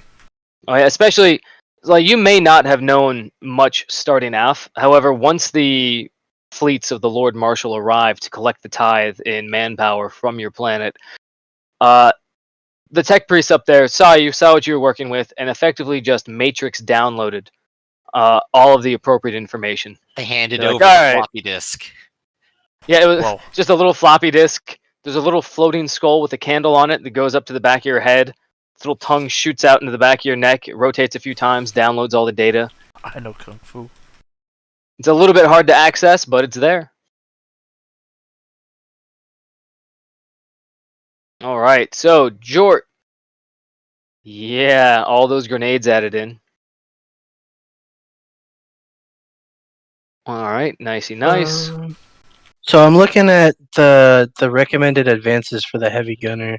How much is all of like the talents and stuff worth again? What page So is if that on? you pull up your XP chart, each one's a little bit different, right? Based on what kind of aptitudes you have. So there's the recommended advances. You don't really need to look at those. Like if you have no idea where to start, you can definitely take those. You can also take a moment to look at different talents that you can try and get, or particularly starting off, just dropping points in skills is always a good idea. So if there's Okay. something that you want your guy to be good at, or if you want to talk amongst yourselves as to what skills each character would be providing to the team. Mhm. It also helps your choices, depending on how much experience you have and how many aptitudes you actually have in different skills. That's so true. For instance, I'll go ahead and go over mine real quick because mine were simple. I spent 250 on gunner, and that's just flat, so there's no calculation. I put ballistics up to simple. I have 1 aptitude in that because I don't have the other one, which is finesse. Yeah. So that was 250. And then for stealth, I have 2 aptitudes in it, so it only costed 100. So easy 600. I got a skill, I got a stat upgrade, and I got an ability. So it all works out. There you go. Okay. Somehow I haven't even spent any time looking at spending my 300 yet. The good news is, it won't take long for you to spend it. No. Look at your companion upgrades, pick one of those, keep the other 50. Well, no, I just got done, finished with the, I went with the subskin armor and the cerebral implant. Now I'm actually adding that information you guys were talking about before about weapons and whatnot. Yep. So I just finally found the table 6-9 for ranged weapons. Yeah, what Okay. what weapons are you using? I can just rattle them off for you real quick. Oh, I'm already on the page. I'm just Okay. adding. I'm just adding the ones that we got from the regiment, since there's nothing else I've been added except for. I guess I'll have to look up the ballistic mechadendrite, see what it has. Yep. That's always. And I think later on you can actually upgrade it. So if you were to find other pistol weapons, you could effectively just attach it. Yep. Damage. So if you stumble across a plasma pistol and you want to keep it for yourself. Yo. When you put the damage in the ranged weapon thing, do you keep the E in there or do you not? So the E is just the type, so you would take that energy? out. Right. So when you're looking at that, yeah, so type, energy, the damage section, you just do whatever the damage that it says it is, and then just add the additional code for the get them, because it'll apply to you as well, despite your calculating brain. Get them. Sorry, I wasn't paying attention when you said that before when No worries. Arcloid was getting it. Yep. It's just. Hold on, did I drop it? If I could, well, I'll drop it into the chat right now. Oh, never mind. If I do that, it'll pop up. So. Let's see. Was it in the Discord? There you go. It is now in the Discord, so if you can just add that. Things are getting nice and shady around here. Let me get the light on real quick. Wow, so many things to go through before you roll. Wow, 4.6. I don't think I've ever seen a point anything in a roll before. Rolling. I rolled for my demeanor and got cooked. So Nice. and since we're fighting orcs, I hope you guys like mushroom soup. Oh, demeanor. What was that on? I mean, what page? It was like closer to character creation, where like the names and stuff were. What If exact you page? I'm not sure. you definitely can roll demeanor. I'm not going to require it because it's up to you to. If you have an idea for what your character would be, you can just play that character. If you are struggling for inspiration, by all means, feel free to roll the demeanor. It's always fun, particularly for Yeah, I like to comrades. roll. Yeah, Oh there yeah, are for charts for everything in this game. There we go. Giving so we gotta characters life. roll for comrades too. You don't have to. The comrades are just there. Oh, But if you would like it to get a better understanding of how your comrade interacts with you, you already know. You have your hunchback, who basically just follows you around, drooling, waiting for commands. is there a page that talks more about the comrades? Because the little blurb that it said was just like, There are many, something- many pages dedicated to the comrades. So in the core rule book, let me pull it up real quick. Let's see. Demeanor of 91 Yeah. is superstitious. Yes, I seem like a superstitious guy. Creating a comrade. So the most important aspect when it comes to comrades are the additional orders that you can give out to them, which is part of the I think it's the command or the combat section. Comrades in combat, which is page 269. But effectively, comrades are good for providing you with additional boosts, assuming they're in cohesion. So if they get hurt, if they're pinned down, things like that, they won't be able to go in cohesion. But comrades are what allow you to do many of your sort of like class perks. So like the auto stabilizing that the heavy gets from his comrade, the quick switching weapons for the weapon specialists. Those all require a comrade to be in cohesion. So basically, okay, so long as the comrade is within 5 meters of you, they're considered to be in cohesion. Now, if they're separated by a barrier, that's not the case, but for the most part, that won't be happening. They also work as a pretty good way of being extra meat shields in the event they double up. okay, cool. But for example, there's different comrade half actions. So you can do the ranged volley command, which you'll effectively be doing every time you shoot at something. What effectively gives the character an additional +5 to all ballistic tests this turn. It counts as a half action. Some of the talents will also require a half action to do, so just bear in mind that you only have 2 half actions. Right. The equivalent of the ballistic skill order, the ranged volley order, is close quarters, which is effectively, even if you're outnumbered 10-1 by orcs, when you're attacking another orc, the close quarters order will allow you to benefit from the ganging up situation, which basically means if you outnumber your enemy, you get a +10 to your attack. So even Okay. if there's more enemies than you two, for the guy you're attacking, you'll count as though you're ganging up on them. And then for certain custom regiments, you can actually make it to where everyone in the regiment has ganging up as a talent, which basically just increases it even more. So instead of a 10-point bonus, you get a 20-point bonus, which is crazy, particularly if you get then another player character and their comrade to also join in the melee. Hmm. Ganging up is Warhammer Tactics 101. Oh yeah, bayonets might not seem that important until there's 30 of them. Mm-hmm. Let's see. So, quick question. I noticed some weapons have damages with 2d10 and an X. What does the So- X stand for? The X just means explosive, so that's the damage type. And the reason all of that is relevant is Good. because once you go through a character's or like an NPC's regular health, their wounds, then they fall into the critical damage, which in order for speed, sometimes you won't run the critical wound table, but I promise you that these ones you're going to be rolling on critical wound tables. Critical wounds are 'Cause great. Exactly. So the combats are kind of long because of that. You have to chew through a lot. But they all have their different issues.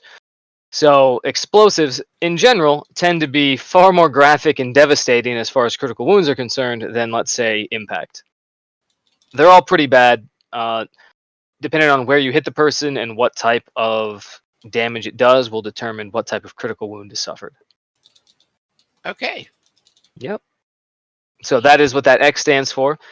Mainly when you're going through for character creation right now, as you're looking at your weapons, just look to see what the special qualities are. So tearing, reliable, things like that. If it has tearing, make sure you do 2d10 K1 so that it's automatically rolled in there. That way, if you forget about it, you don't have to feel so sad. You don't have to worry about like, oh, hold on a second, I actually rolled this. It's just already brought into it. So Yep. with this game in particular, anything to streamline the process is a huge godsend. Yeah, I can definitely agree.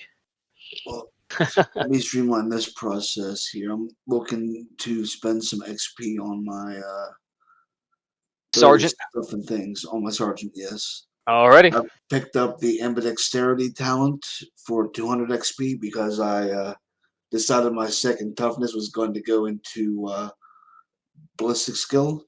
Good call. So that way I have both weapon and ballistic skill as aptitudes. Yep. Are you And gonna? Yeah, go on. just looking maybe to perhaps spend either on intelligence or fellowship. Yeah, upgrading fellowship is always good for a sergeant. Skills and command are also super important, which I believe, surprisingly, I don't think the sergeant gets both of the attributes for the command skill. So it's still kind of expensive. The sergeant is weird the way it's designed because it has a lot of attributes, just none of them double up really. I think the only one that doubles up is toughness and defense. So for a lot of things, or if you pick agility, you can get dodge pretty easily, and weapon skill and defense, so you can get parry pretty easily. But other than that, some of the most relevant skills to the sergeant, like command, charm, intimidate, all have a slightly higher cost experience-wise. So you're only ever going to have one attribute for the command skill, but it is the deciding skill set for the buffs for the rest of the party. So anything to increase fellowship or command are always good calls. All right. Well, to begin with the fellowship of 36, It's a good and one. I have one check mark in command. Okay. I'd like to maybe make it another check mark would give me a plus 10 to it. That's correct. And with your experience, because you have the hold on a second.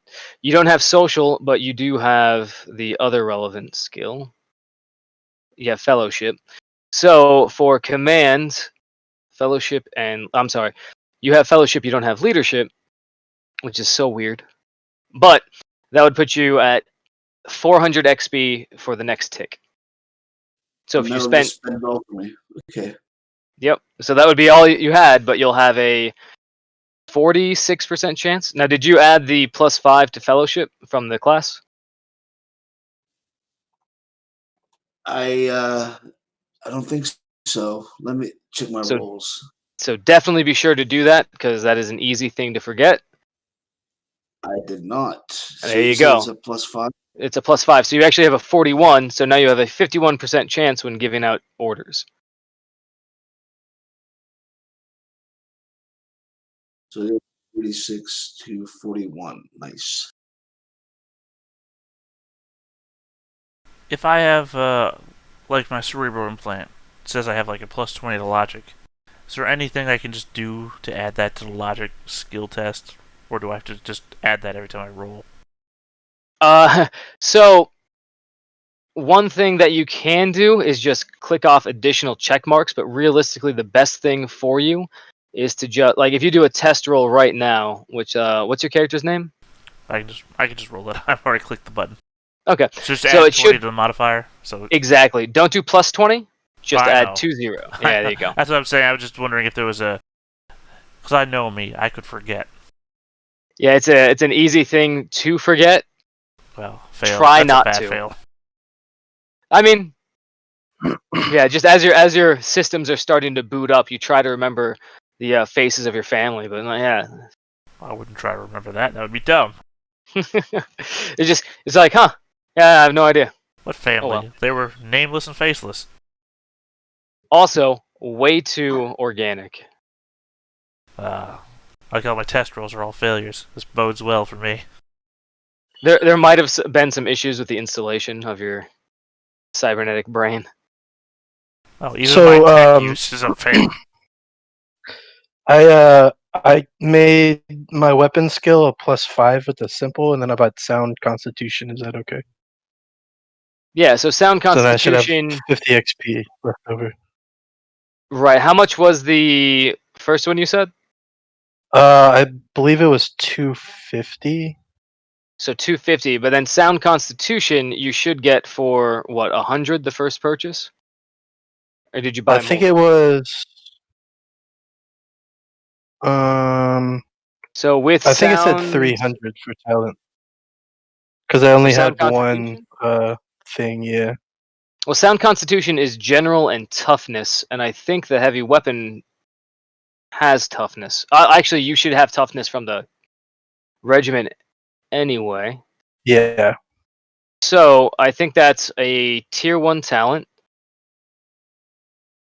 Yeah. It is. and you have both toughness and then general. So general isn't an actual aptitude. General is just everyone has it. There's nothing special Oh, about it. okay. Oh, So you actually so have both of those attributes. So your first purchase of a tier 1 talent, according to the XP chart. So a tier 1 talent with 2, that's 200 XP. So you okay, should have cool. some XP Thank left you. over. That's what I'm here Like for. 150. Yep, I can just 150, pocket. which yeah, you can hold on to it for later on if you want something else. If you have 2 aptitudes of a characteristic, you can upgrade that. If you have 2 of the aptitudes for a skill that you don't already have a check mark in, you could get that. But yeah, pocketing it is always a good idea. It's surprisingly hopeful, expecting to survive, but I like it. I like your gambling. I'll pocket it for now. All right, let me pull up everybody's character sheet. Who is Varro Raygun? That sounds like That's Griff. me. I knew. That is I know Griff stands by the. I was gonna go with Jimmy because bringing back characters always, but every name on the suggested list is basically like Latin / Romanesque. So I'm just like, all right, I'll just throw in that one. Varro Ray. That is a fantastic name. Yeah. Navigate surface, intimidate. All right. Yep, that's what you get normally. The only choice I made though was security. I do have double tech use because we're Kriegers. So you actually purchased a rank in security? Stealth. There we go. That makes more sense. Yeah, I wasn't sure what security would necessarily get me yet, and I know hiding is very good. Hiding is always useful. For the most part, you'll be fighting in trenches, so maybe not super useful. However, I mean, it's one of the core skills of every RPG you can find for a reason. Mm-hmm. Are we all But, considered to have general aptitude? Yes, you are all considered to have the general Okay, I was aptitude. wondering. I didn't see it on any list. I was like, oh man, I'm missing something here. No, it took me about 40 minutes of reading this rulebook looking for the general aptitude before I realized. Just everybody has it. Oh, understandable. Does it cost more to get specialist skill? The specialist skill listed in the If your I class. wanted to pick up a trade skill and I don't have it, it's listed as a specialist skill. Does it cost more or? So if it's just a trade skill, it should be based on the attributes. Hold on a second. So for the most part, it's intelligence in general for a trade. Right, it Traditionally? just has the cross specialist skill next to it, and I don't know if that means something. No, not really. As long as you have the intelligence in the general, you should be able to practice the skill. Right, so I have I think. intelligence, and everyone has general, so it would cost me 100 to be trained in it, right? Oh yeah. And I will say that I don't think it's armor mongering, but That's literally what I was looking for. I have 300 XP, right? So trade armor, yes. Yeah, getting trade armor and then buying the talent armor monger because I have the intelligence to boost that. I was just yeah. Walking tank. So what is your armor now? Right now it's 10 at each location. Well, it's 6 plus 4. Right, and then you grab armor monger, which I believe gives you a boost to armor based on your. Let's see, increases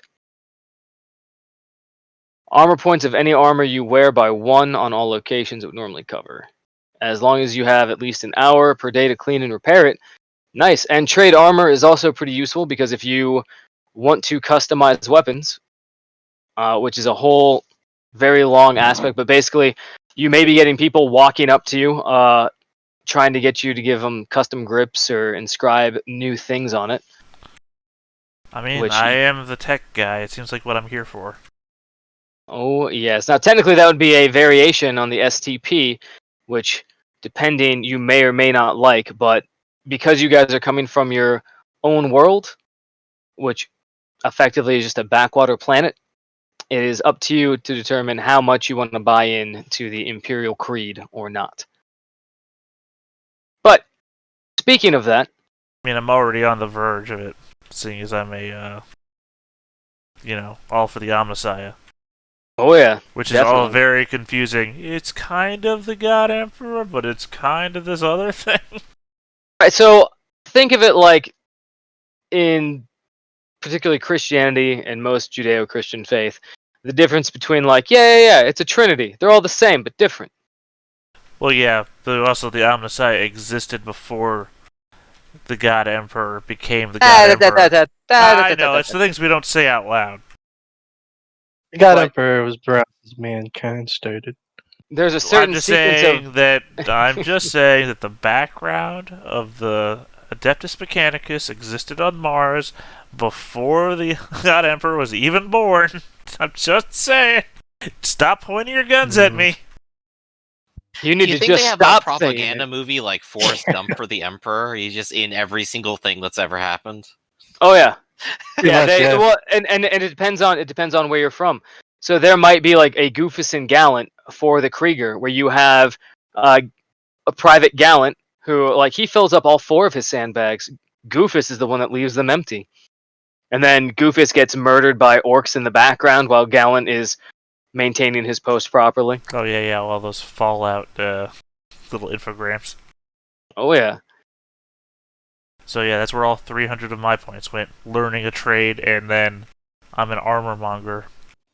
Fantastic. All right, Nice. So you seem to be pretty well thought out. Now, the world that you come from is pretty amorphous right now. So just explain to me your basic idea of what kind of background your character had. If you want to share it, if you want to leave it mysterious, by all means do so.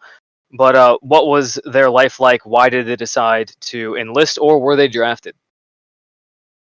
Well, I mean, like I said before, I have the interpretation of I want to get out there. What did we say they were? STCs? STCs, yep. The colony ships that went out with all these pre-programmed knowledge of mankind back in the golden era.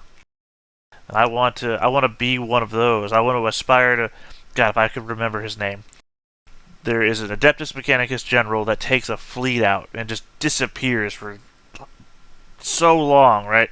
Just into the unknown territories, trying to find STCs and unknown knowledge. I want to be one of them, and that's my motivation. I want to be better than what I am. I want to be better than I can be, and I want to be one of those guys.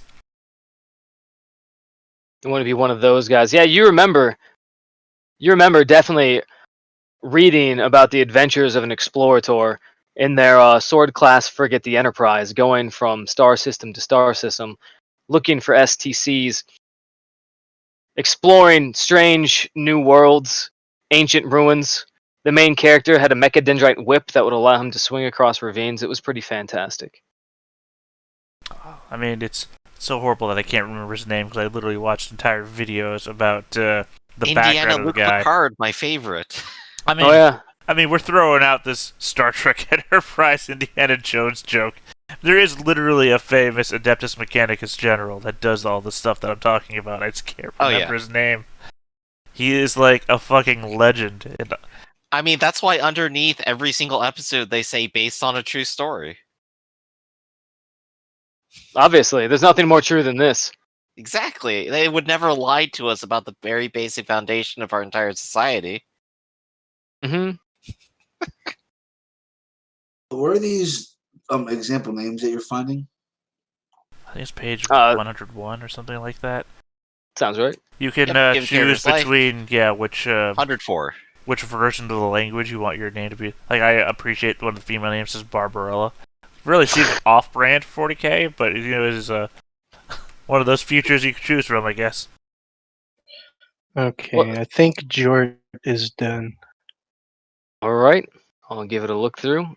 I'm also going to add the comrade actions to the book guide.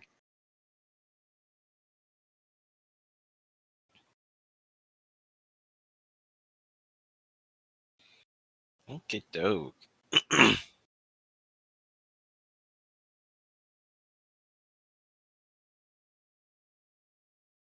So I think my character, more or less, here is looking pretty done short of putting on the extraneous equipment, which I just have listed elsewhere, and I just get transferred over. But you're looking for personalities and stuff, and oh boy, do I already have one. All right, lay it on me. All right, well, clearly, I'm a hotshot, the best drag racer in this little circuit on this dead end planet, as far as I'm concerned. I want to drive something actually cool. And wouldn't you know it, there's an opportunity. It's going to be cool. It's going to be big. It'll probably have a gun on it. How can I lose? You can't think of a single way this could go wrong. Oh, absolutely. Nothing ever goes wrong for a tank operator. All right, Cocky son of a bitch. That's what I got. Private Ray Gun just wants to drive some tanks. I mean, he'll never get his son to love him now. Yeah, that's true. What about you, Arcloid? Why was your character? What was their background? Why did they get selected for the sergeant? Were they just naturally leadership material, or were they just the fifth one in line when they were handing out the sergeant stripes? I'd say he has some leadership material, given that I've actually spent points on it. So yeah, if it's a result of just natural tendency or if he's just gifted at it. He was probably at least third in his officer's training class. Awesome. Maybe he didn't do so good on the academics, but you put a weapon in this boy's hand and he just does wonders. You definitely fall into the category of leading by example. Just do this. Murder them better. What is his leadership style, would you say? I never really thought of it like that. Well, I did pick the Iron Discipline, so he's a bit of a hard ass to the men, I guess. All right. That's a good one, by the way. That'll definitely come in handy for your comrades. Well, we started talking about comrades, and I saw that mentioned in that rule. I'm like, yeah, I'm getting this.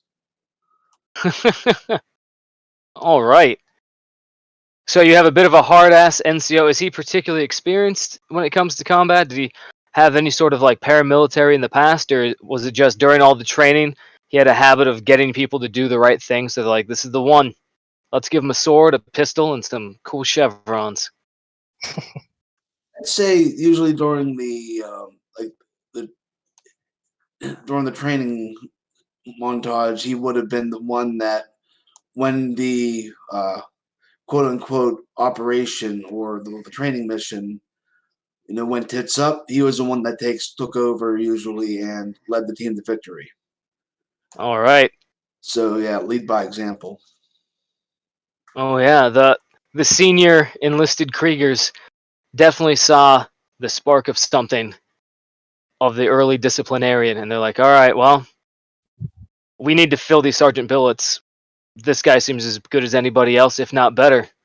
Let's do it. And by the end of it, you were given your non-commission into the officers. So you are now an NCO of the Imperial Guard. You actually get slightly better food and an additional Nice. 100 chits in your paycheck. So well done. You're getting paid. You're Yeah. all getting paid. As a matter of fact, that was one of the biggest selling points. Is like, yes, uh, you get several $100,000 by the end of it, but also your paycheck hmm throughout all of it. You're getting paid what in a week here is what you'd make in a month back home. Yeah, see, that's pretty good. I mean, at this rate, honestly, by the time this war is over, because this war should be over pretty quickly. I mean, the majority of this entire fleet of ships, the only reason they came to collect this tithe is because the planet you're going to has enough natural resources. They were actually on their way to a completely different war, loaded up with weapons to supply that war front, and they just decided, well, we can spend, you know, 18 months settling this orc issue, and then go on our way. So by the end of this, you could probably just have your own fleet of badass vehicles to drive around on the vast vistas and highways of this planet. Yeah, spend it all as a single lump sum. Let's do it. That is as a matter That's of the fact, way to live. even before you go, you heard of a guy that is able to give you a loan to buy some sports cars when you get to the other end for like really, it's like 28 APR. So it's pretty Oh good. damn, I can't beat that. I can't I wait mean, until we interrogate Nork, and the Orc's like, "Yeah, you paying it rent, it goes faster." Oh And gosh, I'm then gonna we're build all in like sudden camaraderie with the orcs, so we're just gonna be racing to the death. I mean, you laugh, but It could happen. We could like point our guns at them and just shout bang, and they'll fall down. you've actually seen that in a number of cartoons. Exactly. Remember, with the faith in the Empire and the Emperor, anything is possible. Even this. All right. So, all of your characters look pretty decent from what I can see. Um, Jort is so good. You may want to just how for your Jort? what's that? Oh, Go on. sorry. Go ahead. For Jort and any of you, for when it comes to the talents, listing the names of the talents are good. It's also a good idea to put a little blurb as to what it is they actually do.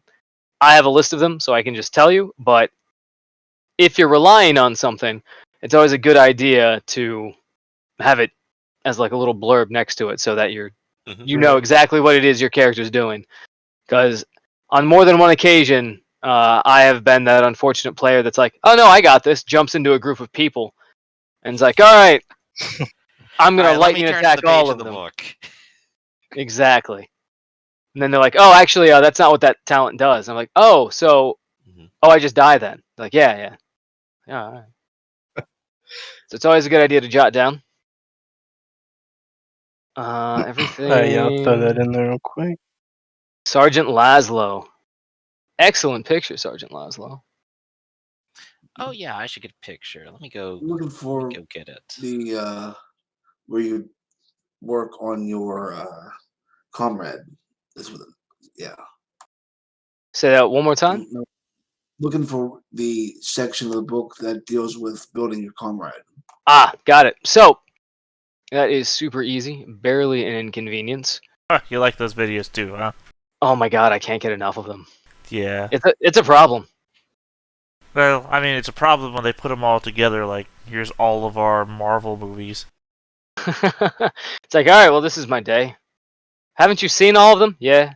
I mean, Yeah. I subscribe to his personal channel too because I love all his first guy who made a motel, or all that. I'll be stuff. honest, I didn't even realize that was a thing. Oh yeah, no, it's the same humor.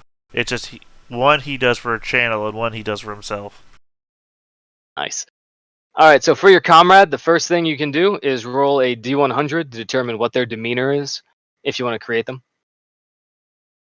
Yep, I've gone ahead and done that too. I even rolled up a random name and adjusted it just to corrupt it. Oh, I got nice. Arby. He's a jokester.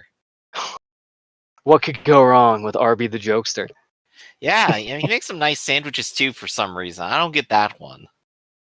He's playing a long con, I think. Oh, what book do I need to go to, by the way?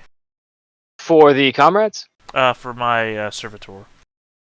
Oh, for your servitor, that should be Shield of Humanity, and it is page 121. I also think that the fleet that I was trying to remember is KX557V. KX557V, that's one of the most memorable names you could have for a fleet. How could you forget KX97V? It's the Explorator fleet that goes to the Kronos Expanse and the Calyx sector. That's always like Nice. out of touch with everybody because it's always on the job. That's just what they want you to think. That's actually been a party barge for the last 300 years. Well, they're the ones that are out there finding the STCs, and those aren't the And they're also those finding aren't the sectors to STDs. fuck around in. No, this is true.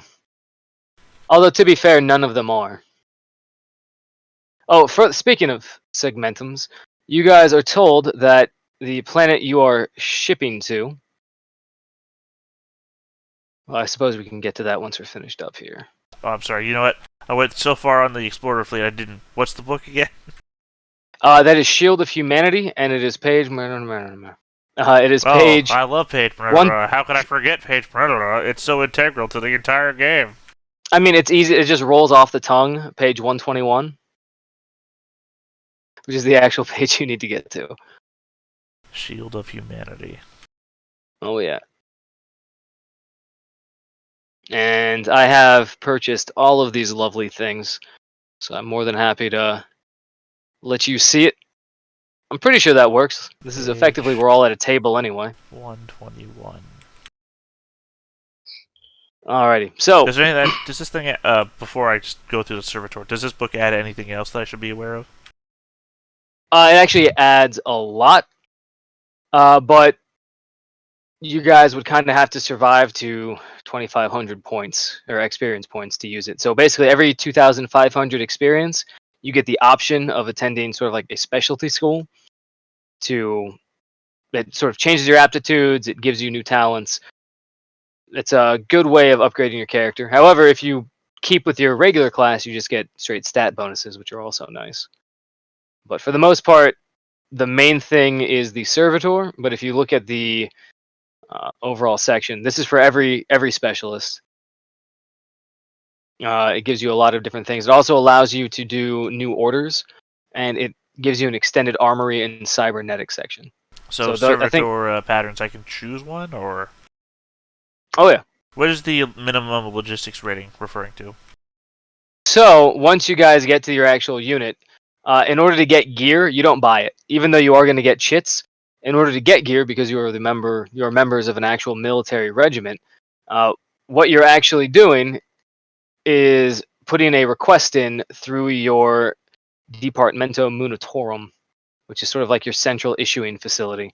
So let's say you are going on a mission that is going to have you driving over the enemy trenches in a tank.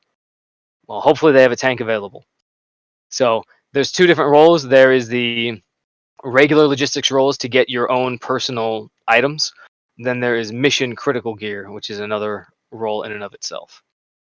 Right, so when I'm picking a servitor, is there like a maximum logistics rating I'm allowed to pick from, or?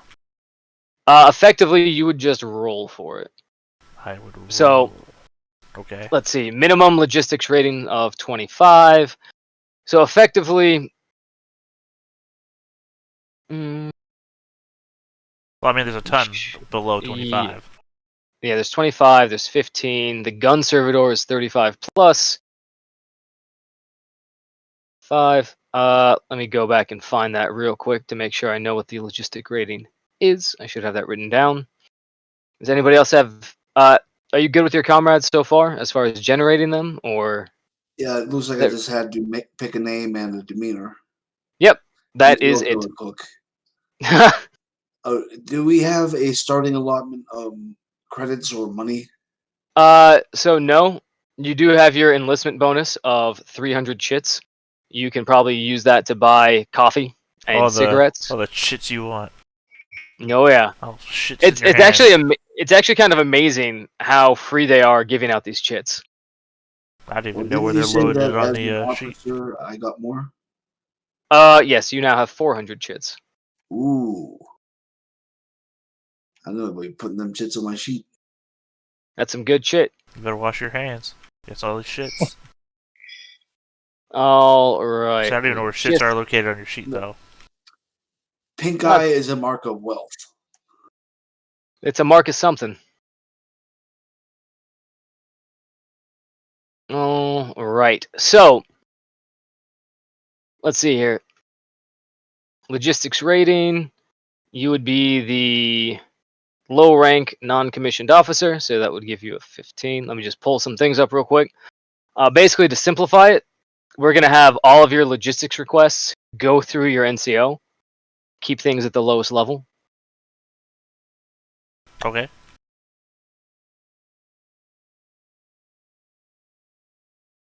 So, assuming that when you get to this planet, all is right with the world, you should have a pretty high logistics roll.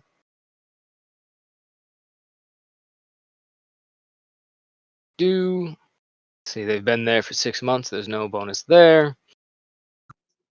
Bonus there. And then a plus 10. So right now, your baseline logistics is, let's see, 25 for your NCO. So pick any servitor in the range of 25, bud. Sure, I'll get the flamethrower guy. Why not? There you go. Flame sweep initiation. Incendio class gun servitor. Oh, man. Hey, look. I follow the same budget protocols as the government. You gotta spend all that money or they won't give you the same amount of money next year. It's true. So that is, you have been assigned with your very own personal Incendio class gun servitor, the Hunchback. You've actually made some adjustments to it so that the fuel can be stored in the hump. I mean, that was mostly just useless muscle anyway, so you just hollowed it out. Yeah, why not? So it is equipped with an integrated flamer. Where would you like this flamer to be integrated? The mouth. How would you, the mouth? All right. So this servitor, it still has a gas mask on and a helmet. However, it is pretty easy to just pull that thing aside, and like anyone who looks at its face notices that Maybe they're the actually. respirator just opens up in the front. Yeah, well, it's more like the gas mask moves forwards as the thing is pushed out the mouth. So Oh, nice. So yeah, you actually have the actual nozzle of the flamer come out the mouth and push past the gas mask. Oh gosh, we got like an alien scenario here. It's got a second mouth inside the first. Except instead of impregnation, just incendiation. No, that's not even a word. Fire. Just there you go. Delightful flames of justice and fun. All right. So we have your servitor. We have all your comrades. We have all your gear. Assuming that you added in the extra grenades for our wonderful and lovely Kriegers. By the way, why Jort joined the army was because his food truck was failing, so he decided to join to cook food for other people where they can't complain. So you enlisted purely in order to be able to cook food without complaint. Exactly. Can't give me 1 stars if everybody has to eat it. Plus, this way you get to avoid all the debt you racked up from that failing food truck. I wonder why it failed. Yeah, right. Yeah, so we don't. Yeah, I noticed that there's no prices for like weapons, so I guess I just start with what I start with. Yep. That is, Okay. and now that we get there, as you guys